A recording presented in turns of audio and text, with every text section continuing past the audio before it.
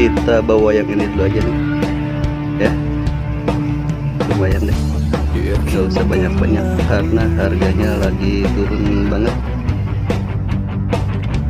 Kita bisa bawa yang ini nih, kecil-kecil aja. Tegakkan kepalamu, pegang erat tanganku,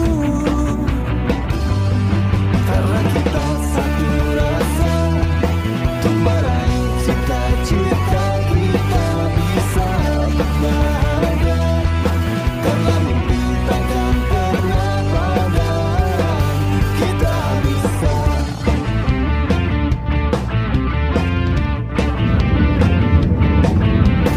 Halo, apa kabar Mas Bro?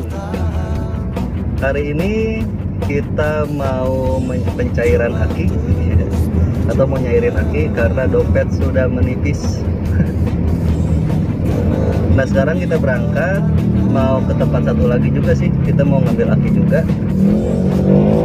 Sekalian ada yang request di video saya yang satu ini nih, yang di sini. Kak, ceritain dong awal mulanya bisa usaha aki itu gimana? Intinya sih seperti itu ya. Ya udah, sekarang kita mau cerita aja tentang itu. Awal mula saya bisa terjun di usaha aki itu gimana. Nah, sekarang karena dompet udah tipis, kita mau nyairin aki buat bertahan hidup.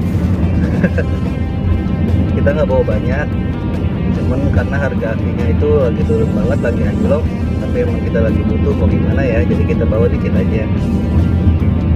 Awal mula saya usaha aki itu berawal dari tahun 2012 akhir, berarti udah hampir berapa tuh?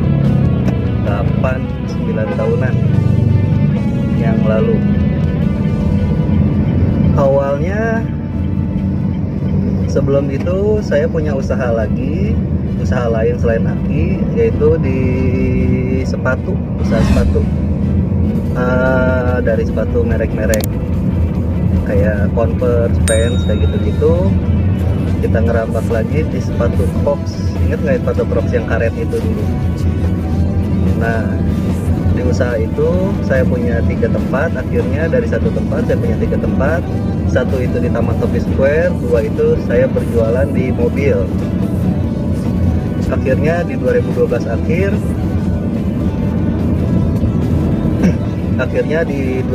akhir usaha saya bangkrut. Pertama yang di Taman Topi Square itu barang banyak yang diambilin sama pegawai yang saya percaya. Terus saingan makin banyak, akhirnya drop lah, hancur semua usahanya. Aset yang saya kumpulin juga semuanya habis.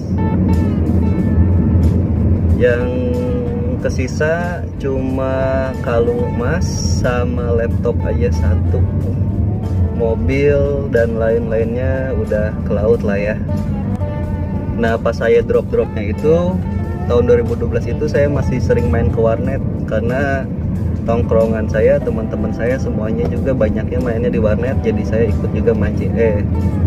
Jadi saya ikut juga main ke warnet. Dulu zaman-zamannya Point Blank PB ya, kalau teman-teman tahu.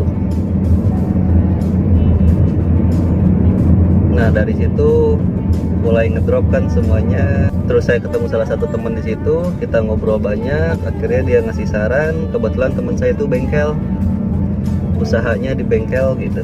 Nah dia ngasih saran, kenapa nggak lu coba usaha aki aja, beliin aki bekas terus lu jual lagi, itu untungnya lumayan, kata dia gitu.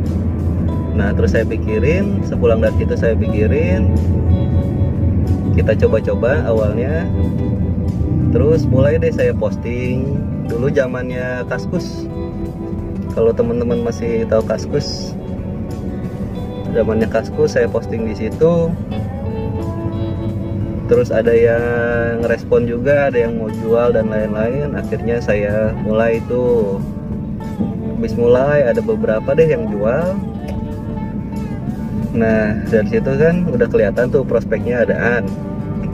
Mulai saya ke bengkel-bengkel nyari-nyariin aki rusak, aki motor, aki mobil. Saya telusuri tuh di Bogor, bengkel-bengkel. Itu awalnya. Nah setelah itu udah jalan, akhirnya waktunya kita ngejual dong ya, karena kita udah ngumpulin aki lumayan banyak. Kita mau jual. Kata teman saya itu, lu jualnya ke sini ya, katanya. Lu jualnya ke sini aja, lumayan harganya. Ya udah kita ikutin karena kita masih awam, nggak tahu channel, nggak tahu apa ya. Kita coba jual ke situ. Nah ternyata hasilnya nggak banyak, nggak seberapa. Nah yang saya bingung itu apanya yang nguntungin banyak gitu kan. Buat bertahan hidup aja kayaknya susah, karena aki kan berat, untung nggak seberapa, kita bawanya susah. Nah akhirnya dari situ setelah penjualan itu saya mikir lagi, ini nggak bakal bisa jadi prospek yang bagus buat kedepannya, seperti itu. Nah tapi tetap saya jalanin, cuman nggak saya fokusin. Akhirnya saya bikin usaha yang lain juga, kayak misalkan kita jualan jaket, online shop lah ya, intinya semuanya kita jualin. Yang penting kita bisa bertahan hidup, bisa naik lagi walaupun nggak senaik kayak dulu gitu kan. Intinya yang penting masih bisa buat bertahan hidup lah sehari-hari. Nah tapi aki nggak saya tinggalin, tetap saya mainin, cuman nggak fokus. Jadi semua kita mainin lah, palu gada lah, apa yang lu cari gua ada, istilahnya begitu. Nah dari situ mulai itu nggak fokus, saya fokus lagi beberapa tahun kemudian. Saya mikirin juga kenapa kata dia untungnya bisa banyak dan prospeknya bagus buat kedepannya, tapi saya nggak ngerasain hal seperti itu gitu kan. Nah akhirnya kita coba cari tahu apa sih faktor yang bisa nguntungin banyak di aki gitu, selain kita jual aki bekas yang untungnya nggak seberapa. Dan mulai saya cari tahu, akhirnya saya dapat kuncinya. Ternyata kuncinya itu di jualan aki, terutama di jualan aki bekas. Itu untungnya banyak banget, bisa sampai 100%. Itu aki bekas mobil, aki bekas motor. Nah dari situ saya mulai belajar bagaimana cara servis aki yang rusak, dari servis yang ringan sampai servis yang berat. Nah di sini ada kejadian lucu. Mulailah saya beli casan aki yang kecil tuh, yang warna kuning, kalau teman-teman tahu. Kan di situ ada angkanya juga, ada voltasenya juga.